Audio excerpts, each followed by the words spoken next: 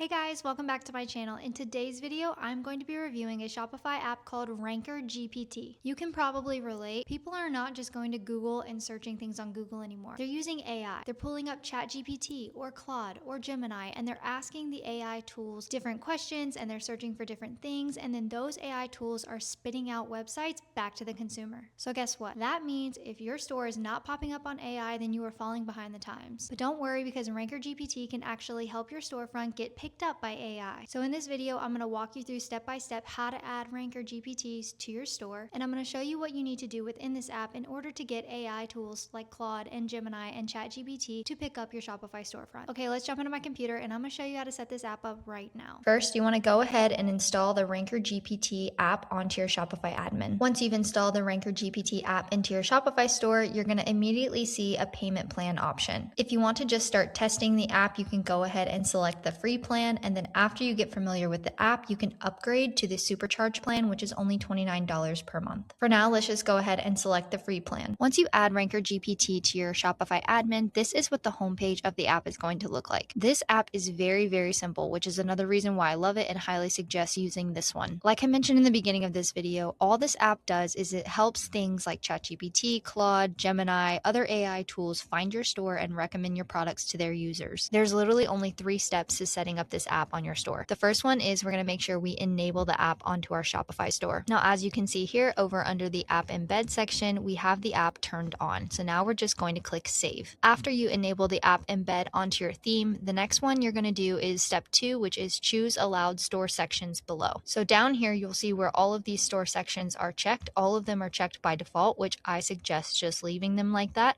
but you can uncheck certain pages or certain collections, products if you want to. And after that, we're just going to do step 3, which is activate the app. So up here under status, see how it says inactive? All we're going to do is make that say active. Then we're going to click on save. Now you can see that we've already completed all 3 steps and everything is checked off. And what this app is doing is it is generating an llms.txt file in the background. So you literally don't have to do anything. The app is generating the text file for you. And this text file contains links and summaries of all of these selections down here. And you just saw it live. This just changed from generating the text file in the background to now it's current and it's active. And you can see the last sync date as well. So if you wanted to go ahead and sync again, you would just click this sync now button. And here, if you want to preview the text file, you can just click this button. And this is what it looks like. And that's it. The app literally does everything for you. It literally is just as easy as that. And it's totally worth having something this simple on the back end of your store. Thank you for watching today's video. If you want to learn about Shopify, email marketing, different apps to use, and just business things in general, then consider subscribing to my channel. And if you've been around for a while, then you know the drill. I will see you in the next video.